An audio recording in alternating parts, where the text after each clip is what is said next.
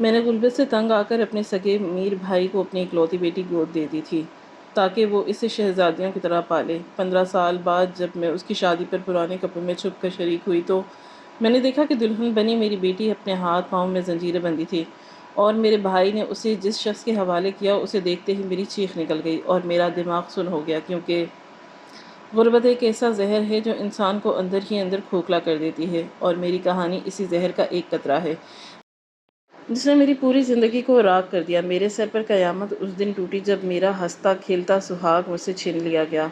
میرے شوہر نے گھر کا چولہا جلانے اور ہماری بھوک مٹانے کے لیے علاقے کے ایک ظالم اور بے رحم سود خور سے کچھ پیسے قرض لیے تھے، جس کی عمر بمشکل 40 سال کے قریب ہو گئی، مگر اس کے چہرے پر ایک ایسی وحشت اور صفاقی ناشتی رہتی تھی کہ اسے دیکھ کر ہر انسان کی روح تک لرز جاتی تھی۔ حالات کے ستم ظریفی اور غریبی نے ہمیں اس دلدل میں ایسا دھنسایا کہ وہ چند روپوں کا قرض وقت پر نہ اتارا جا سکا، اور سود در سود لگ کر وہ ایک پہاڑ بن کر رہ گیا۔ وہ 40 سالہ سود خور کوئی انسان نہیں بلکہ ایک خونخوار درندہ تھا، جس کے دل میں رحم نام کی کوئی چیز نہیں تھی۔ ایک سیاہ اور طوفانی رات جب ہم اپنی ٹوٹی ہوئی جھونپڑی میں بھوکے پیٹ سو رہے تھے، اس ظالم سود خور کے غنڈے ہمارا ہنستا بستا دروازہ توڑ کر اندر گھس گئے اور میرے شوہر کو بالوں سے گھسیٹتے ہوئے باہر کچن کے صحن میں لے گئے۔ دیوانی اور پاگلوں کی طرح میں چیختی رہی، ان کے پاؤں پڑتی رہی، میرے سر کا تاج مجھے بخش دو، خدا کے لیے اس غریب پر رحم کھاؤ۔ مگر اس 40 سالہ درندے کے چہرے پر ایک شیطانی مسکراہٹ تھی۔ اس نے میرے شوہر کو میری آنکھوں کے سامنے اتنی بے دردی سے پٹوایا کہ اس کی ہڈیاں ٹوٹنے کی آواز مجھے آج بھی سنائی دیتی ہے، اور خون میں لت پت میرے قدموں میں تڑپ تڑپ کر دم توڑ گیا۔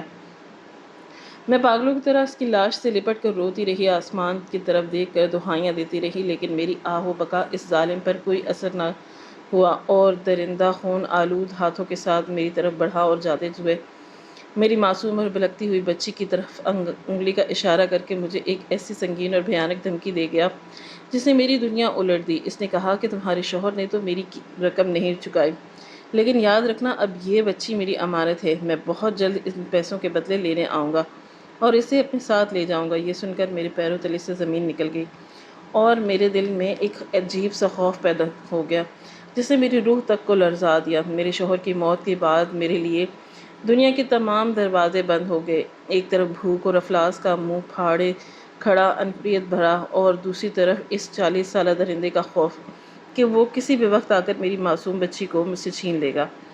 میں نے در در کی ٹھوکریں کھائیں، لوگوں کے سامنے ہاتھ پھیلائے، لیکن کسی نے میری مدد نہیں کی۔ میری بچی جو ابھی ٹھیک سے چلنا بھی نہیں سیکھی تھی، اس کی آنکھوں میں ایک ایسی اداسی اور بھوک ڈیرا ڈال چکی تھی جو مجھے سونے نہیں دیتی تھی۔ میں کئی راتیں ایسی گزاری، میں نے گلی کے نلکے سے پانی پی کر اپنا پیٹ بھرا اور اپنی بچی کو بھی وہی پانی پلا کر سلانے کی کوشش کی۔ بھوک پانی سے کہاں مٹتی ہے، اس کا بھوک سے بلکنا اور رونا میرے دماغ پر ہتھوڑے کی طرح برستا۔ اس کی پسلیاں نظر آنے لگی تھی اور اس کا بخار سے تپتا ہوا جسم میرے ہوش گنوا بیٹھا۔ مجھے اپنا آپ دنیا سے سب سے ناکام اور بے بس ماں لگنے لگا۔ جب مجھے لگا کہ اب میری بچی میرے ہاتھ میں دم توڑ دے گی اور بھوک اسے مکمل طور پر کھا جائے گی، اور اس سے بھی بڑھ کر اس سود خور کا خوف مجھے ہر پل ڈراتا کہ وہ آ کر اسے اٹھا کر لے جائے گا، تو میں نے اپنے سگے بھائی کے پاس جانے کا فیصلہ کیا، جس نے میرے غریب شوہر سے شادی کرنے پر مجھ سے تمام رشتے توڑ لیے تھے۔ وہ شہر کا ایک بہت بڑا اور امیر آدمی بن چکا تھا اور اس کا کاروبار چاروں طرف پھیل چکا تھا۔ وہ ایک شاندار حویلی میں رہتا تھا۔ میں نے سوچا کہ میرا بھائی کتنا ہی ظالم کیوں نہ ہو، مگر کم از کم اس کی حویلی کی اونچی دیواریں اور اس کی بے پناہ دولت میری بچی کو اس 40 سالہ سود خور کی پہنچ سے تو دور میں رکھے گی۔ میں اپنے پھٹے پرانے کپڑے اور بکھرے بالوں کے ساتھ جب اس حویلی پر بڑے لوہے کے دروازے پر پہنچی تو چوکیدار نے مجھے اندر جانے سے روک لیا۔ اس کی منتیں کی، اس کے پاؤں پکڑے، اپنے آنسوؤں سے اس کی ووٹ پکھا دی، تب جا کر وہ اس نے مجھے اندر جانے کی اجازت دی۔ حویلی کے اندر کا منظر دیکھ کر میری آنکھیں چندھیا گئیں۔ میرا بھائی ایک بڑے سے سجے ہوئے کمرے میں نرم صوفے پر بیٹھا تھا۔ مجھے اس حال میں دیکھ کر اس کے ماتھے پر تیوریاں پڑ گئی۔ اس نے مجھ سے پوچھا کہ میں اتنے سالوں بعد یہاں اپنی نحوست لے کر کیا لینے آئی ہوں۔ میں نے روتے ہوئے زمین پر بیٹھ کر اسے اپنے شوہر کے بے دردی سے قتل ہونے اور اس پر سود کے اس وحشت ناک دھمکی کے بارے میں بتایا کہ وہ میری بچی کو پیسوں کے بدلے لے جائیں گے، اور اپنی بھوک کا واسطہ دے کر اس کے سامنے ہاتھ جوڑ کر کہا کہ میری بچی کو بچا لے، اس کی جان نکل رہی ہے، اور اس درندے سے اسے محفوظ کر لے۔ میرے بھائی نے میری بچی کو بغور دیکھا جو بھوک اور کمزوری سے نڈھال میری گود میں بے سود پڑی تھی۔ اس کی آنکھوں میں ایک عجیب سی چمک اور مکاری آئی جو اس وقت میری کم فہم سمجھ میں نہیں آئی۔ اس نے ایک طنزیہ اور سرد مسکراہٹ کے ساتھ مجھ سے کہا کہ وہ میری مدد تو کر سکتا ہے لیکن اس کی ایک قیمت ہوگی۔ میں نے تڑپ کر کہا کہ میری جان لے لو، میرا خون نچوڑ لو، لیکن میری بچی کو بچا لو۔ تو اس نے کہا کہ وہ اس بچی کو گود لے لے گا، وہ اسے اپنی سگی بیٹی بنا کر پالے گا، اسے دنیا کی بہترین تعلیم دلوائے گا، اسے ریشم و طلس کے کپڑے پہنائے گا اور اسے ایک شہزادی کی طرح اس محل میں رکھے گا، اور وہ سود خور کیا کوئی بھی اس حویلی کا بال بھی باقا نہیں کر سکتا۔ یہ سن کر ایک پل کے لیے میرے دل میں خوشی کی لہر دوڑ گئی۔ میری بچی کی زندگی سنور جائے گی اور وہ ہمیشہ کے لیے محفوظ ہو جائے گی۔ لیکن اگلے ہی لمحے اس کے منہ سے نکلنے والے الفاظ میرے دل پر تیز دھار خنجر چلا دیا۔ اس نے کہا کہ اس کی سب سے بڑی شرط یہ ہے کہ اس بچی کو آج اور ابھی ہمیشہ کے لیے اس کے حوالے کر دوں گی اور کبھی پلٹ کر اس کی زندگی میں واپس نہیں آؤں گی۔ اس نے انتہائی حقارت سے مجھے دیکھتے ہوئے کہا کہ وہ نہیں چاہتا کہ کل کو کوئی اسے طعنہ دے کہ اس کی بیٹی کی ماں ایک سڑک چاپ بیکارن ہے۔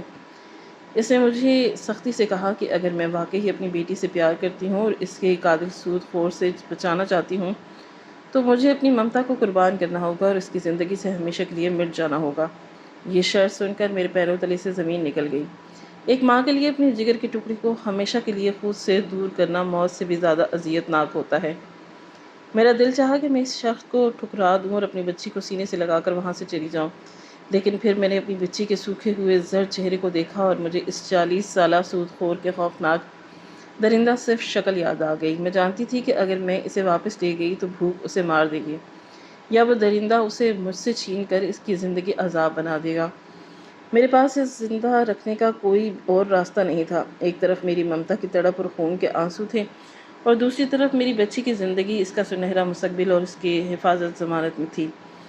میں نے روتے اور سسکتے ہوئے اپنے دھڑکتے دل کے پر بھاری پتھر رکھا اور اپنی بیٹی کو اپنے بھائی کے حوالے کرنے کا آخری اور کٹھن فیصلہ کیا، اور میری زندگی کا سب سے بھیانک، دردناک اور تاریخ لمحہ تھا جب میں نے اپنے کپکپاتے ہاتھوں سے اپنی سوئی ہوئی بچی کو اپنے بھائی کے مخملی بستر پر لٹایا۔ اس وقت ایسا لگا جیسے کسی نے میرے سینے کو چیر کر میرا دھڑکتا ہوا دل نکال لیا ہو۔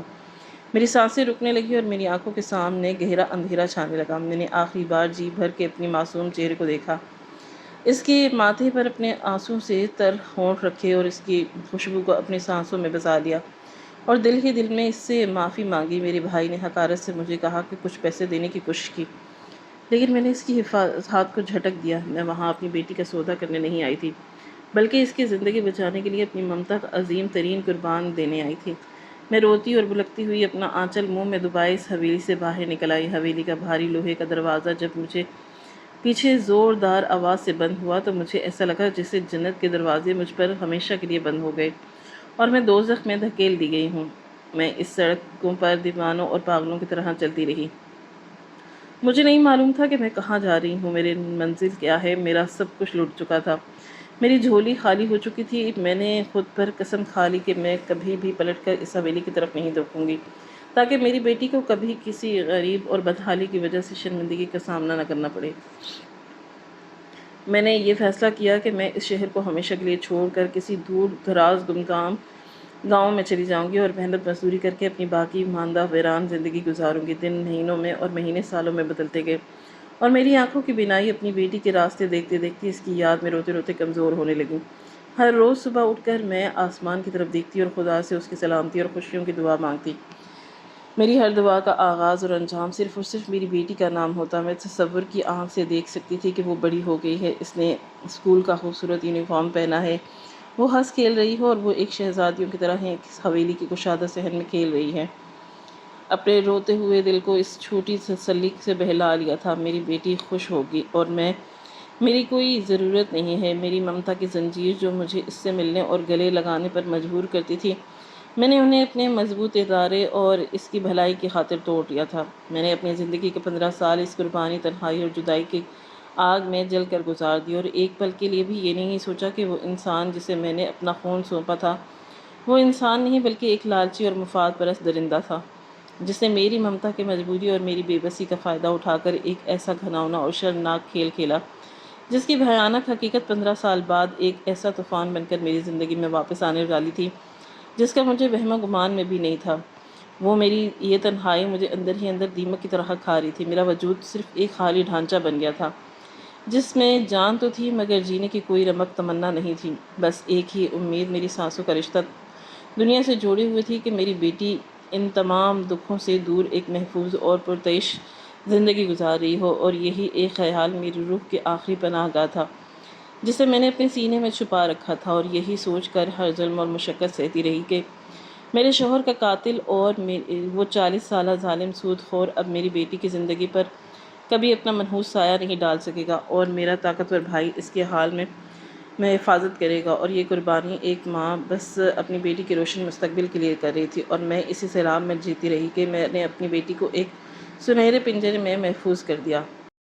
وہ سنہرا پنجرہ نہیں بلکہ موت کا ایک ایسا کنواں تھا جہاں میری بیٹی کی خوشیاں خون کے آنسو رو رہی تھی۔ 15 سال کا عرصہ کوئی معمولی وقت نہیں ہوتا۔ یہ ایک پوری زندگی جو میں نے اپنی سگی بیٹی سے دور ایک گمنام گاؤں کے خاک چھانتے گزاری۔ میرے ہاتھ میں محنت مزدوری کر کے اتنے گہرے چھالے پڑ چکے تھے کہ اب مجھے درد کا احساس بھی نہیں ہوتا تھا۔ میری کمر جوانی میں ہی جھک گئی، اور میرے بالوں کی سیاہی کو وقت اور غم کی سفیدی نے پوری طرح نگل لیا۔ میں روزانہ صبح سویرے اٹھ کر کھیتوں میں کام کرنے چلی جاتی اور سارا دن پسینہ بہاتی تاکہ شام کو 2 سوکھ کی روٹی کھا سکوں، لیکن اس ساری مشقت کے دوران میرے دماغ میں صرف ایک ہی خیال گردش کرتا رہا کہ میری ننھی بیٹی میری کتنی بڑی ہو گئی ہوگی، کیا وہ اسکول جاتی ہوگی، وہ اپنے نئے باپ یعنی میرے امیر بھائی کو پا کر کتنا مجھے بھول چکی ہوگی۔ میرا دل کہتا تھا کہ وہ مجھے بھول گئی ہوگی، اور یہی میرا سب سے بڑا تسلی تھی، کیونکہ میں نے اپنی ممتا کا گلا صرف اس لیے گھونٹا کہ وہ غریبی اور اس ظالم سود خور کے سائے سے محفوظ رہے۔ ہر رات آسمان کے تاروں کو دیکھتے ہوئے اپنی بیٹی سے باتیں کرتی اور اسے دعائیں دیتی کہ وہ جہاں بھی رہے خوش رہے۔ اپنے بھائی سے جو وعدہ کیا تھا کہ میں نے پلٹ کر اس حویلی کا رخ نہیں کروں گی، وہ وعدہ میرے گلے میں کسی توق کی طرح پڑا ہوا تھا۔ میں نے اپنے دل پر جبر کر کے 15 سال تک اس قسم کو نبھایا، لیکن تقدیر کو کچھ اور ہی منظور تھا، اور ایک دن قسمت نے میرا یہ سارا صبر اور ضبط ایک ہی لمحے میں توڑ کر رکھ دیا۔ کچھ یوں کہ ایک دوپہر جب میں کھیتوں میں کام کر کے ایک درخت کے سائے میں بیٹھی سستا رہی تھی تو شہر سے گاؤں آنے والے ایک شخص میرے پاس سے گزرا۔ وہ اپنے ساتھ شہر کا ایک تازہ اخبار لے کر آیا جس میں وہ کچھ سامان لپیٹ کر لایا تھا۔ اس نے وہ اخبار وہیں زمین پر پھینک دیا اور چلا گیا۔ میری نظر اچانک اس اخبار کے ایک صفحے پر پڑی اور میرا دل جیسے سینے میں ہی رک گیا۔ اس اخبار کے پہلے صفحے پر میرے اسی امیر بھائی کی ایک بہت بڑی تصویر چھپی تھی، اور اس کے ساتھ ہی ایک خبر درج تھی کہ شہر کے اس انتہائی نامور اور امیر شخص کی اکلوتی بیٹی کی شادی آج رات شہر کے سب سے بڑے اور پرتعیش ہال کے بجائے اس کی ایسی آبائی حویلی میں انتہائی دھوم دھام سے منائی جائے گی، جہاں سے میں 15 سال پہلے روتی اور بھلکتی ہوئی اپنی ممتا کا خون کر کے نکلی تھی۔ میرے ہاتھوں سے وہ اخبار گر گیا اور میرا سارا وجود بری طرح کانپنے لگا۔ میری بیٹی، میری وہ ننھی سی جان جسے میں نے اپنے خون کے آنسوؤں سے سینچا اور موت کے منہ سے نکالا تھا، آج وہ دلہن بننے جا رہی تھی، اور میں اس کی سگی ماں کوسوں دور ایک اجاڑ گاؤں میں دھول چاڑ رہی تھی۔ ایک لمحے کے لیے مجھے اپنا وہ وعدہ یاد آ گیا میں نے اپنے بھائی سے کیا تھا، میں کبھی اس کی اور میری بیٹی کی زندگی میں واپس نہیں آؤں گی تاکہ میری بدحالی کی وجہ سے میری بیٹی کو کبھی شرمندگی نہ اٹھانی پڑے۔ لیکن ایک ماں کی ممتا دنیا کے ہر قسم پر اور ہر خوف سے 1000 گنا زیادہ طاقتور ہوتی ہے۔ میرا دل شدت سے چاہا کہ میں اڑ کر اس حویلی میں پہنچ جاؤں اور چھپ کر ہی صحیح مگر ایک بار، صرف ایک آخری بار اپنی بیٹی کو دلہن کے لال جوڑے میں سجا ہوا دیکھوں اور اس کی بالائیں لے لوں۔ یہ خواہش اتنی شدت اختیار کر گئی کہ میرے اندر کا سارا ڈر اور جھجک ایک دم ختم ہو گیا۔ میں نے اپنے میلے کچیلے اور پھٹے پرانے کپڑوں کے بالکل بھی پرواہ نہیں کی اور اسی وقت کھیتوں سے سیدھا گاؤں کے بس اڈے کی طرف بھاگ گئی۔ مجھے یاد نہیں کہ رستے میں کتنی بار گری اور میرے پیروں میں کتنے کانٹے چبھے، بس میرے دماغ میں ایک ہی دھن سوار تھی کہ آج رات میری بیٹی کی شادی ہے اور مجھے اسے دیکھنا ہے۔ میں نے شہر کی طرف جانے والی ایک انتہائی خستہ حال اور پرانی بس میں سفر کیا۔ میرے پاس کرائے کے لیے صرف چند سکے ہی بچے تھے جو میں نے بس کے کنڈکٹر کی مٹھی میں رکھ دیے۔ اس نے مجھے حقارت سے دیکھا لیکن کچھ بولا نہیں، اور میں بس کے ایک کونے میں فرش پر ہی سکڑ کر بیٹھ گئی۔ میرا پورا سفر میری بیٹی کے بچپن کی اور اس کے ان گنت یادوں کے تصوراتی چہرے کو سوچتے ہوئے گزرا۔ وہ سرخ جوڑے میں کتنی پیاری لگ رہی ہوگی، اس کے ہاتھوں پر مہندی لگی ہوگی اور مسکرا رہی ہوگی، اور حویلی میں ہر طرف خوشیوں کے گیت گائے جا رہے ہوں گے۔ جب میں شہر پہنچی تو رات کا اندھیرا چاروں طرف پھیلا ہوا تھا۔ شہر کی روشنیوں میں میری آنکھوں کو خیر کر رہی تھی۔ میں گرتی پڑتی لوگوں سے منتیں کرتی راستہ پوچھی اس جانی پہچانی سڑک پر پہنچ گئی جہاں میرے بھائی کی وہ عالیشان شاندار حویلی واقع تھی۔ 15 سال بعد اس حویلی کے سامنے کھڑے ہو کر میرے پیروں کی جان نکل رہی تھی اور میرا دل اتنی زور سے دھڑک رہا تھا کہ جیسے مجھے لگا وہ میری پسلیاں توڑ کر باہر نکل آئے گا۔ حویلی کو بے شمار برقی کموں سے سجایا گیا تھا، پھولوں سے کسی دلہن کی طرح۔ باہر سڑک پر مہنگی اور لمبی گاڑیوں کی قطاریں لگی تھی اور بڑے بڑے امیر لوگ رزق ورق کپڑے پہنے، لباس پہنے، قیمتی تحفے اٹھائے اندر جا رہے تھے۔ میں جانتی تھی کہ اگر میں اپنے اس بھکاریوں والے حلیے کی طرف سامنے کے مرکزی دروازے سے اندر جانے کی کوشش کروں گی تو چوکیدار مجھے دھکے دے دے گا اور بے عزت کر کے مجھے باہر نکال دے گا۔ اس لیے میں نے دیوار کے ساتھ ساتھ چلتے ہوئے حویلی کی پچھلی طرف کا رخ کیا جہاں سے عام طور پر نوکر چاکر اور سامان لانے والے لوگ گزرتے تھے۔ وہاں ایک چھوٹا سا لوہے کا دروازہ کھلا ہوا تھا اور بارچی خانے کا عملہ تیزی سے کام میں مصروف تھا۔ دیگوں کی خوشبو اور برتنوں کی آوازیں آ رہی تھی۔ میں نے ہوشیاری سے اپنے پرانے دوپٹے سے اپنا چہرہ چھپا لیا، کوئی مجھے پہچان نہ سکے، اور پاس ہی پڑی ہوئی ایک خالی ٹوکری اٹھا کر خود کو کام کرنے والی ماسیوں کے ہجوم میں شامل کر لیا اور خاموشی سے سر جھکائے حویلی کے اندر داخل ہو گئی۔ حویلی کے باہر کا ماحول جتنا روشن اور خوشیوں سے بھرا تھا، حویلی کے اندر قدم رکھتے ہی مجھے ایک عجیب سی وحشت اور گھبراہٹ کا احساس ہونے لگا، جیسے کوئی نادیدہ اور کالا خوف میرے دل کو جکڑ رہا ہو۔ میں نظریں بچاتی ہوئی مہمانوں کے ہجوم اور گہما گہمی سے اندر کی طرف بڑھنے لگی، جہاں حویلی کے اندرونی کمرے تک مجھے صرف اپنی بیٹی کا وہ کمرہ ڈھونڈنا تھا جہاں وہ دلہن بن کر بیٹھی ہوئی تھی اور اپنی رخصتی کا انتظار کر رہی ہوگی۔ میں راہداروں میں چھپتی چھپاتی اور دیواروں سے لگ کر آگے بڑھتی رہی کہ اچانک مجھے ایسا محسوس ہوا جیسے اس حویلی کے اندرونی حصے میں کوئی خوشی یا جشن کا سما نہیں بلکہ ایک پرسرار اور خوفناک خاموشی چھائی ہوئی ہے۔ دیواروں سے مجھے کسی کی سسکیوں اور دبے ہوئے رونے کی آواز آ رہی تھی۔ میرا دل زور زور سے دھڑکنے لگا اور میری چھٹی حس مجھے چیخ چیخ کر بتانے لگی کہ یہاں کچھ بہت غلط ہو رہا ہے اور یہ کوئی عام شادی کا گھر نہیں لگ رہا تھا۔ میں نے ایک بڑے سے کمرے کے باہر 2 پہرے داروں کو کھڑے دیکھا جو کسی عام شادی والے گھر کے سیکیورٹی گارڈ نہیں بلکہ انتہائی خطرناک اور اسلحہ بردار غنڈے لگ رہے تھے۔ ان کی شکلوں پر وحشت برس رہی تھی اور میری ممتا کی بے چینی اور گھبراہٹ حد سے بڑھ گئی اور میرے قدم خود بخود اس کمرے کی طرف کھینچے چلے گئے جہاں سے میرے کانوں کو اسی لڑکی کے مسلسل دردناک رونے کی آوازیں آ رہی تھیں۔ مجھے ایسا لگنے لگا کہ میری 15 سال کی وہ عظیم قربانی جو میں نے اپنی بیٹی کے روشن مستقبل کے لیے دی تھی، وہ کسی بھیانک اور گہری سازش کا شکار ہو گئی اور میں اس بند دروازے کے پیچھے چھپی اس ہولناک حقیقت کو جاننے اور اپنی بیٹی تک پہنچنے کے لیے اب اپنی جان پر کھیل جانے کے لیے پوری طرح تیار تھی اور مجھے دنیا کی کوئی طاقت اب وہاں جانے سے نہیں روک سکتی تھی۔ میں نے دیکھا کہ وہ 2 غنڈے آپس میں کسی بات پر ہنس رہے تھے اور ان کی توجہ مجھ سے ہٹی ہوئی تھی۔ میں نے ایک بڑے سے ستون کی آڑ لی اور اندھیرے کا فائدہ اٹھاتے ہوئے دھیرے دھیرے رینگتی ہوئی اس کمرے کی طرف پہنچ گئی جو حویلی کے ایک سنسان باغیچے کی طرف کھلتی تھی۔ میرے پاؤں کانپ رہے تھے اور ماتھے پر پسینے کے قطرے چمک رہے تھے، لیکن میرے اندر کی ماں مجھے مسلسل آگے بڑھنے کا حوصلہ دے رہی تھی۔ میں نے کھڑکی کے قریب پہنچ کر اس کے شیشے سے اندر جھانکنے کی کوشش کی، لیکن وہاں بھاری پردے گرے ہوئے تھے۔ بس اندر سے آنے والی سسکیاں اب زیادہ واضح ہو گئی تھیں اور وہ آواز میرے دل کو چیر رہی تھی، کیونکہ وہ آواز کسی اور کی نہیں بلکہ میری اپنی سگی بیٹی کی تھی، جس کے لیے میں نے 15 سال پہلے ہی اپنی ہستی کھیلتی دنیا اجاڑ دی تھی، اور اب میں اس آواز کا پیچھا کرتے ہوئے موت کے منہ تک جانے کا تیار رہی تھی، اور ہر گزرتے لمحے کے ساتھ میرا شک یقین میں بدلتا جا رہا تھا۔ میرا بھائی جس پر میں نے اندھا اعتبار کیا، اس نے میری پیٹھ پہ چھرا گھونپا اور میری بیٹی کی یہ شادی کوئی خوشی کا موقع نہیں بلکہ کسی بہت بڑے خوفناک سودے کی تکمیل کا وقت تھا جس سے میں اب تک بالکل بے خبر، اور اس کی بھیانک حقیقت جاننے کے لیے میرا دل خون کے آنسو رو رہا تھا۔ میں نے جب اس کی بند کھڑکی پر موٹے پردے کے پیچھے سے جھانک کر اندر کا لرزہ خیز منظر دیکھا تو میری سانس میرے سینے میں اٹک گئی اور میری آنکھوں کے سامنے ایک ایسی بھیانک اور دل خراش حقیقت کھلی جس نے میرے وجود کو ہلا کر رکھ دیا۔ اس انتہائی شاندار اور برقی کمکموں سے سجے کمرے کے بالکل درمیان زمین پر میری بیٹی، میری وہ پھول جیسی معصوم بیٹی جس نے 15 سال پہلے اپنی ممتا کی عظیم قربانی دے کر اس اندھی امید پر اپنے سگے بھائی کے حوالے کیا تھا کہ وہ اسے شہزادیوں کی طرح محلوں میں رکھے گا، وہی بچی آج زمین پر گری ہوئی تھی۔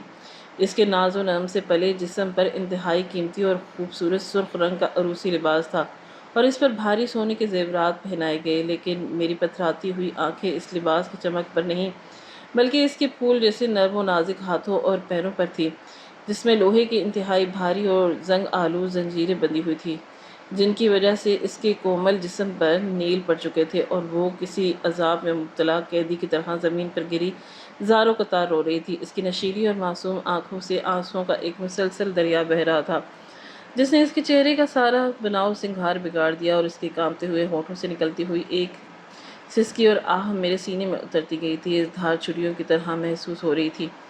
میں کھڑکی کے باہر کھڑی بالکل بے بس اور لاچار تڑپ رہی تھی، اور میرا دل چاہ رہا تھا کہ میں اس شیشے کو توڑ کر اندر گھس جاؤں اور اپنی بچی کو اس ظالم زنجیروں سے آزاد کروا لوں جنہوں نے میری بچی کے پیروں کو چھلنی کر دیا، لیکن میرے ہاتھ پاؤں جیسے برف کی طرح سن ہو گئے اور میرے اندر ہلنے جلنے کی یا کوئی آواز نکالنے کی بھی طاقت نہیں رہی۔ میں نے دونوں ہاتھ اپنی آنکھوں پر رکھ لیے، کیونکہ مجھ سے اپنی اکلوتی اولاد اور اپنے خون کا یہ رد عمل اور وحشت ناک دیکھا نہیں جا رہا تھا۔ میری تمام امیدیں اور خوابوں کا محل ایک ہی لمحے میں دھڑم سے زمین پر گر پڑا، اور میں اچھی طرح سمجھ گئی کہ یہ کوئی دھوم دھام کی شادی یا خوشی کی تقریب نہیں، بلکہ ایک انتہائی خونی اور بھیانک سودا ہے جو میری بچی کے جسم اور روح کے ساتھ اور اس حویلی کی چار دیواری میں کیا جا رہا ہے۔ اچانک اس کمرے کا بھاری دروازہ انتہائی زور سے کھلا اور میرا سگا بھائی، جسے میں 15 سال تک اپنی بچی کا محافظ اور فرشتہ سمجھتی رہی، وہ اندر داخل ہوا۔ اس کے چہرے پر ایک عجیب سی وحشت اور درندگی بے رحم ناچ رہی تھی، جو میں نے پچھلے 15 سالوں میں کبھی تصور بھی نہیں کی تھی۔ اس نے آ کر کسی بھی قسم کے رحم یا ہمدردی کے بغیر میری بچی کے لمبے اور گھنے بال پوری طرح طاقت سے اپنے سفاک ہاتھوں میں جکڑ لیے اور اسے زمین پر بے دردی سے گھسیٹتے ہوئے اٹھایا۔ یہ میری بچی درد سے بے تحاشا چیخی اور اس نے اپنے بال چھڑانے کی ناکام کوشش کی، لیکن اس ظالم اور لالچی درندے کے ہاتھ کسی لوہے کے شکنجے کی طرح مضبوط تھے۔ اس نے انتہائی مکروہ اور شیطانی مسکراہٹ کے ساتھ میری بچی کے کانوں میں جھک کر کہا کہ رونا دھونا بند کرو اور چپ چاپ میرے ساتھ چلو۔ آج میری زندگی بھر کی محنت اور اس سرمایہ کاری کے وصول ہونے کا وقت آ گیا۔ میں نے تجھ پر کی تھی اور تجھے 15 سال تک انہی ناز و نام سے صرف اس دن کے لیے پالا تھا کہ آج تیرے سودا کر کے میں اپنی دولت اور کاروبار کی ایسی بلند ترین منزل پر پہنچوں جہاں کوئی اور نہ پہنچ سکے۔ میری بچی اس بھاری زنجیروں کے خوفناک جھنکار کے ساتھ اس کے آگے ہاتھ جوڑتی اور بلک بلک کر روتی کہ خدارا اس عذاب سے بچا لے، اسے کسی کے ہاتھ نہ بیچے، لیکن اس کے سگے ماموں کو اپنے ہی خون پر ذرا بھی ترس نہ آیا اور وہ اسے کسی بے زبان جانور کی طرح گھسیٹتا ہوا کمرے سے باہر لے گیا۔ میں پیچھے کھڑکی کے باہر کھڑی پاگلوں کی طرح ہانپ رہی تھی، اور میرے اندر کا سارا ڈر، سارا خوف، ساری جھجک ایک عجیب سی آگ اور ایک خونخوار جنون میں بدل گیا۔ کسی نہ کسی طرح اس کمرے کے پچھلے کھلے ہوئے دروازے سے اندر داخل ہوئی اور دیواروں کے سائے میں اس کے پیچھے پیچھے چھپ کر چلنے لگی۔ میری آنکھوں میں سارا خوف اتر آیا اور میرے دماغ میں صرف ایک ہی دھن سوار تھی کہ میں اپنی بچی کو ان بھیڑیوں کے چنگل سے بچا کر لے جاؤں گی، مجھے ان کی جان لینی پڑے یا اپنی جان کی قربانی دینی پڑے۔ میرا بھائی اسے گھسیٹتا ہوا حویلی کے انتہائی خفیہ اور تاریک اور پچھلے حصے کی طرف لے آیا، جہاں ایک بہت بڑا سا تہہ خانہ تھا، اور وہاں باہر والے جشن اور شور و غل سے بالکل مختلف ایک پراسرار اور موت جیسی خاموشی تھی۔ صرف چند انتہائی خطرناک اور اسلحہ بردار لوگ کھڑے تھے، اور چہرے کے بالکل درمیان ایک بڑی سی شاہانہ شان کرسی پر بیٹھا ایک شخص۔ آج میری بیٹی کی جوان اور معصوم روح کو جانے جب میرا بھائی میری بچی کو لے کر اس کمرے میں داخل ہوا اور اس کرسی پر بیٹھے شخص کی طرف بڑھا تو میں نے دروازے کی اوٹ سے اندر جھانک کر دیکھا۔ جیسے ہی میری نظر اس دولہے پر پڑی تو اس کرسی پر بیٹھا ایک انتہائی مکروہ اور غلیظ ہنس کر میرے جسم کا ایک ایک ریشہ کانپ اٹھا اور میرے دماغ کی ساری رگیں پھٹنے لگیں۔ وہ شخص کوئی اور نہیں بلکہ وہی ظالم اور وحشی بدنام زمانہ سود خور تھا جس نے 15 سال پہلے میرے شوہر کو میرے سامنے بے دردی سے قتل کروایا۔ اس کی عمر اب 50 سال کے قریب ہو چکی تھی، لیکن اس کے چہرے کی وہ وحشت اور شیطانی مسکراہٹ، آنکھوں میں درندگی کی وہی پرانی اور خونی آگ ابھی تک اسی طرح موجود تھی، اور یہ بالکل وہی خونخوار درندہ تھا جس نے میرے شوہر کی لاش کے پاس کھڑے ہو کر مجھے دھمکی دی تھی۔ وہ میری بچی کو اپنے پیسوں کے بدلے میری گود سے چھین لے گا۔ اسی لمحے میرے ذہن کے تمام بند دروازے کھل گئے اور مجھے یہ بھیانک احساس ہوا کہ میرے بھائی نے کبھی میری بچی کو اپنے پیار سے پالا ہی نہیں۔ بلکہ اس نے اپنی ہوس، اپنی دولت بڑھانے اور اس قاتل سود خور کے ساتھ ایک بہت بڑی کروڑوں کی کاروبار شراکت کرنی تھی۔ میری بھانجی کا نہیں بلکہ میری سگی اور اکلوتی بیٹی کا ایک گوشت کے لوتھڑے کی طرح سودا کیا۔ اسی وحشی سود خور نے کرسی سے اٹھ کر میری بچی کے زنجیروں میں جکڑے اور کانپتے ہوئے جسم پر نظر ڈالی، جیسے کوئی بھوکا اور خونخوار کسائی کسی بے بس جانور کو ذبح کرنے سے پہلے دیکھتا ہے۔ یہ منظر دیکھ کر میری سانس میرے سینے میں اٹک گئی اور میری آنکھوں میں اس کے سامنے ایک بھیانک اور دل خراش حقیقت کھلی جس نے میرے وجود کو ہلا کر رکھ دیا۔ میری وہ بچی جس سے میں نے 15 سال پہلے اپنی ممتا کی عظیم قربانی دے کر اس اندھی امید پر اپنے سگے بھائی کے حوالے کیا وہ اسے کسی شہزادی کی طرح محلوں میں رکھے گا، وہی بچی آج زمین پر گری پڑی تھی۔ اس کے ناز و نعم سے پلے ہوئے جسم پر انتہائی قیمتی اور خوبصورت سرخ رنگ کا لباس تھا، لیکن اس کے پھول جیسے نرم و نازک ہاتھوں اور پیروں میں لوہے کی انتہائی بھاری اور زنگ آلود زنجیریں، جس کی وجہ سے اس کے کومل جسم پر نیل پڑ چکے تھے اور وہ کسی عذاب میں مبتلا قیدی کی طرح زمین پر گری زاروں قطار رو رہی تھی۔ سامنے کرسی پر بیٹھا وہ 40 سالہ درندہ جو اب 55 سالہ ہو چکا تھا، ایک مکروہ اور ہنس رہا تھا۔ میرا سگا بھائی اس کے سامنے کھڑا نوٹوں سے بھرے بریف کیس دیکھ کر اپنی لالچی آنکھیں چمکا رہا تھا۔ میں اس شیشے کو توڑ کر اندر گھس جاؤں، اس دونوں درندوں کی بوٹیاں نیش لوں اور اپنی بیٹی کو اس ظالم زنجیروں سے نکال دوں، لیکن میرے اندر کی ایک کٹیلی اور سرد آواز نے مجھے روکا تھا کہ جذبات میں آ کر چیخنے چلانے یا ان کے سامنے سینہ تان کر کھڑے ہونے کا نتیجہ کیا نکلے گا۔ وہاں موجود جدید اسلحے سے لیس پہرے دار مجھے ایک سیکنڈ میں گولیوں سے چھنی کر دیں گے اور میری بچی ہمیشہ کے لیے اس درندے کے پاس رہ جائے گی۔ ایک ممتا کی جب اپنے بچوں کو موت کے منہ سے دیکھتی ہے تو وہ صرف روتی نہیں بلکہ وہ دنیا کی سب سے خطرناک اور چالاک شکاری بن جاتی ہے۔ میرے آنسو اسی وقت سوکھ گئے، میرے کانپتے ہوئے ہاتھ لوہے کی طرح مضبوط ہو گئے اور میرے دماغ نے بجلی کی تیزی سے کام کرنا شروع کیا۔ مجھے کوئی ایسی چال چلنی تھی کہ سانپ بھی مر جائے اور لاٹھی بھی نہ ٹوٹے۔ مجھے ان کی طاقت کو انہی کے خلاف استعمال کرنا تھا۔ میں نے کھڑکی سے پیچھے ہٹ کر دیوار کے سائے میں خود کو چھپایا اور چاروں طرف نظر دوڑائی۔ تہہ خانے کے اس پچھلے حصے میں کچھ پرانا سامان مٹی سے اٹی ہوئی تھی، کچھ بڑی چادریں اور باورچی خانے کی کچھ خالی برتن پڑے تھے۔ میں نے انتہائی میٹھی اور گہری سانس لی، اپنے دل کی دھڑکنوں کو قابو کیا جو اس وقت میرے کانوں میں ہتھوڑی کی طرح بج رہی تھی۔ میں نے پاس پڑی ایک بڑی سی میلی چادر کو اٹھایا اور اسے اپنے سر اور جسم کے گرد مہارت سے لپیٹا۔ میرے چہرے کا زیادہ تر حصہ چھپ گیا اور صرف میری آنکھیں باہر تھیں۔ میں نے خود کو ایک ڈری سہمی بوڑھی اور کمر جھکی ہوئی کام والی ماسی کے روپ میں ڈھال لیا۔ میرے ہاتھ میں خالی برتنوں کی ایک بڑی سی ٹرے تھی جسے میں نے اپنے سینے کے قریب پکڑ لیا۔ میرا چہرہ مزید چھپ گیا۔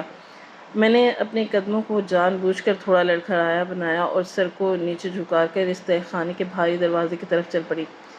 دروازے پر کھڑے دو گنڈوں نے مجھے روکا، لیکن میری میلی کچیری چادر کو دیکھ کر، ہاتھ میں برتن دیکھ کر انہوں نے مجھے حویلی کے عام سی نوکرانی سمجھا۔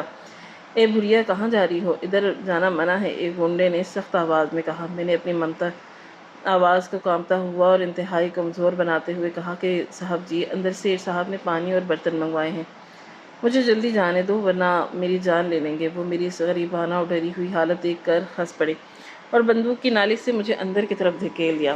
داخل ہوتے ہی مجھے ایسا لگا کہ جیسے میں کسی قبرستان میں آ گئی ہوں جہاں میری بیٹی کو زندہ دفن کرنے کی تیاری ہو رہی ہے۔ کمرے کے بیچوں بیچ میری بیٹی پڑی تھی، اس کے آنسو سرخ جوڑے پر گر رہے تھے، لیکن میں نے اپنے دل پر پتھر رکھ کر اس کی طرف دیکھنے سے گریز کیا تاکہ کسی کو مجھ پر شک نہ ہو۔ سیدھا اپنے سگے بھائی کے پاس پہنچی جو اس وقت ایک چھوٹی میز پر رکھے نوٹوں کی گڈیاں گننے اور اس سود خور کے ساتھ کسی کاغذ پر دستخط کرنے میں مصروف تھا۔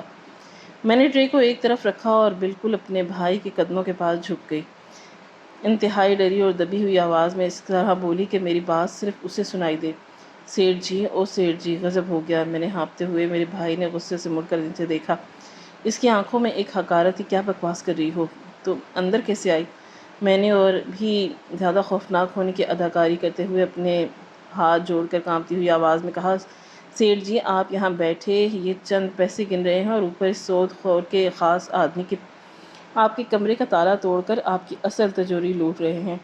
میں نے پچھلے دروازے سے انہیں آپ کا سارا سونا اور کروڑوں روپے پیسے تھیلیوں میں بھر کر لے جاتے دیکھ لیا، اپنی ان گناہ گار آنکھوں سے دیکھا۔ وہ تو کہہ رہے تھے کہ سیٹھ کو تہہ خانے میں باتوں میں لگائے رکھو، ہم سارا مال لے کر پچھلے راستے سے چلے جائیں گے۔ بھائی کی لالچی اور مفاد پرست دماغ پر کسی ایٹم بم کی طرح گرے۔ اس کا چہرہ جو ابھی خوشی سے تمتما رہا تھا، ایک سیکنڈ میں خوف اور شدت سے سرخ ہو گیا۔ اس کی آنکھیں پھٹ گئی۔ اس نے وہیں کھڑے کھڑے اس سود خور کو ایک انتہائی شک اور نفرت بھری نگاہ سے دیکھا، جو ابھی اپنی کرسی پر بیٹھا سگار پی رہا تھا۔ میرا بھائی ایک لمحے میں سب کچھ بھول گیا اور اسے اپنی بھانجی یاد ہی نہ رہی، اور ڈیل اسے صرف اپنی زندگی بھر کی کمائی یاد رہی۔ اسے ایک فرضی کہانی میں لپٹی ہوئی کمینے نے مجھے دھوکہ دیا۔ یہ مجھے باتوں میں لگا کر میری دولت لوٹنا چاہ رہا تھا۔ اپنے 4 مسلح افراد ہنڈوں کو اشارہ کیا، میرے ساتھ چلو اوپر۔ اس کتے کے آدمیوں نے حویلی پر قبضہ کر لیا۔ آج کوئی زندہ نہیں بچنا، اور پاگلوں کی طرح بندوق کا سیفی کھینچ کر کھولتا ہوا تہہ خانے کی سیڑھیوں کی طرف بھاگا۔ جاتے ہی میں نے بنا ایک بھی لمحہ ضائع کیے اپنا رخ بدلا اور تیزی سے رینگتی ہوئی اس ظالم سود خور کے قریب جا پہنچی، اور وہ بھی ابھی تک کرسی پر بیٹھا تھا۔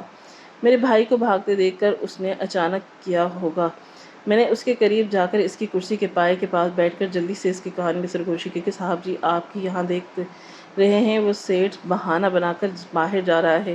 اس نے باہر پولیس اور اپنے درجنوں شوٹر بلا رکھے ہیں، اور آپ کو اس تہہ خانے میں چاروں طرف سے گھیر لیا گیا ہے تاکہ وہ آپ کے لائے ہوئے کروڑوں روپے بھی ہڑپ لے اور اس لڑکی کا سودا کسی اور سے کر لے، دوگنا منافع کما لے۔ آج اس درندے کو یہیں دفن کر دوں گا۔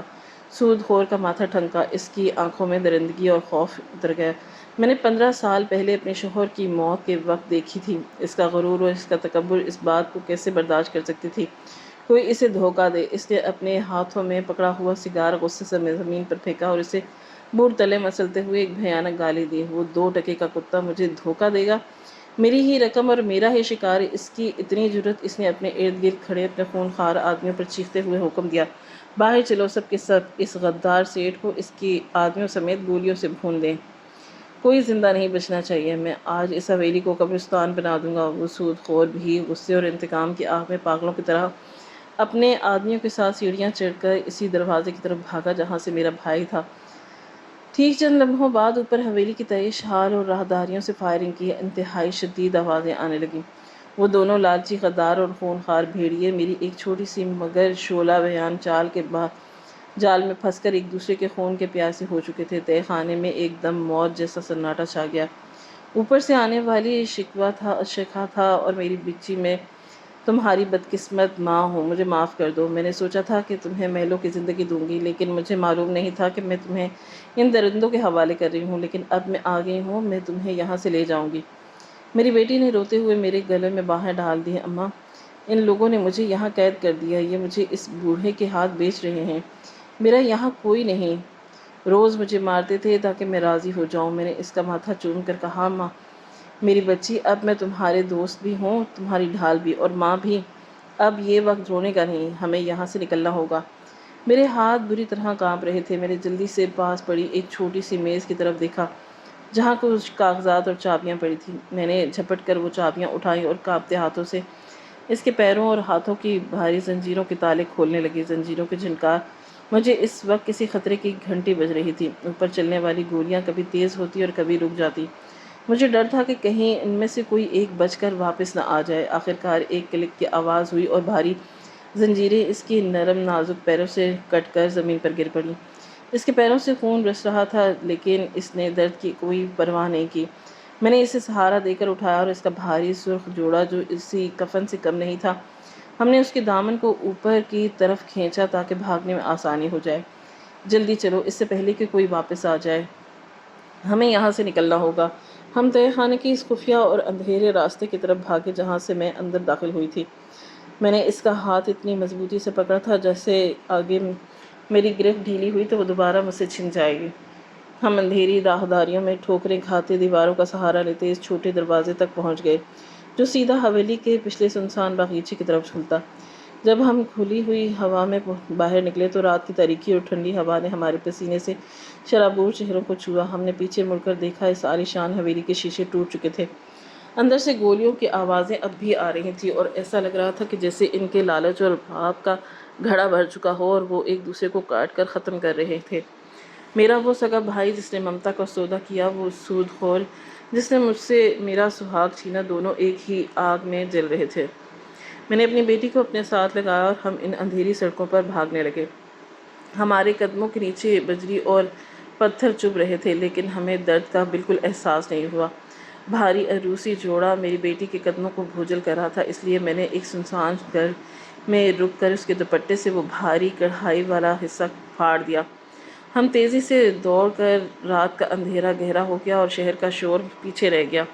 ہم بھاگتے بھاگتے شہر کے ایک ویران اور خستہ حال ریلوے اسٹیشن پہنچ گئے، جہاں مال گاڑیاں کھڑی تھیں اور کوئی مسافر نہیں تھا۔ میں نے ایک ڈبے کا دروازہ کھولا اور اپنی بیٹی کو اندر دھکیل کر خود بھی اندر جھانک دی۔ فرش پر کولے کا کالک اور مٹی بچھی ہوئی تھی، لیکن اس وقت وہ ہمیں دنیا کی سب سے نرم بستر سے زیادہ پرسکون لگ رہی تھی۔ میری بیٹی تھک کر میرا زانوں پر سر رکھ کر لیٹ گئی اور اس کی آنکھیں بند ہو گئیں۔ میں نے اس کے ماتھے پر لگے زخم کو اپنے دوپٹے سے صاف کیا اور اس کے بالوں کو سہلانے لگی۔ ٹرین نے ایک زوردار سیٹی بجائی اور آہستہ آہستہ حرکت کر لی۔ دروازے سے آنے والی ٹھنڈی ہوا ہماری چہروں سے ٹکرا رہی تھی۔ میں نے آسمان کی طرف دیکھا، جہاں اب ستارے چمکنے لگے۔ 15 سال کا وہ اندھیرا، وہ قرب اور وہ دوری آج ہمیشہ کے لیے ختم ہو گئی۔ وہ خونخوار درندے اپنے ہی بچھائے ہوئے جال میں سڑ رہے تھے اور میری ممتا کی جنگ جیت چکی تھی۔ مال گاڑی کی چھک چھک کی آواز مجھے کسی فتح کی گشت دے رہی تھی۔ مجھے نہیں معلوم تھا کہ یہ ٹرین ہمیں کس طرف لے جا رہی ہے۔ ہمارا کوئی ٹھکانہ نہیں تھا، کوئی منزل نہیں تھی، مگر میرے دل میں ایک عجیب سا سکون تھا، کیونکہ میری کائنات، میری بیٹی میرے سینے سے لگی سو رہی تھی، اور اب کوئی طاقت، کوئی لالچ، کوئی درندہ اسے اب مجھ سے چھین نہیں سکتا۔ ہم دونوں ایک نئی نامعلوم زندگی میں چل پڑے تھے، جہاں صرف میری ممتا تھی اور میری بیٹی کی آزادی۔ ناظرین، آپ کو آج کی کہانی کیسی لگی؟ کامنٹ باکس میں اپنی رائے کا اظہار ضرور کریں۔ خواہش صرف اتنی ہے کہ کچھ الفاظ لکھوں جس سے کوئی گمراہی کے راستے پر جاتے جاتے رک جائے، اور نہ بھی رکے تو سوچ میں ضرور پڑ جائے۔ دوستوں، امید کرتی ہوں کہ آپ کو یہ کہانی پسند آئی ہوگی۔ کہانی پسند آئی ہو تو ویڈیو کو لائک کریں، کامنٹ کریں اور شیئر کرنا نہ بھولیں۔ اور ہاں، اگر آپ اس چینل پر نئے ہیں تو ہمارے چینل کو سبسکرائب کریں اور نوٹیفیکیشن کو ضرور دبائیں تاکہ آنے والی کہانی سب سے پہلے آپ کو مل سکے۔ ملتے ہیں کل ایک نئی اور دلچسپ کہانی کے ساتھ۔ اللہ حافظ۔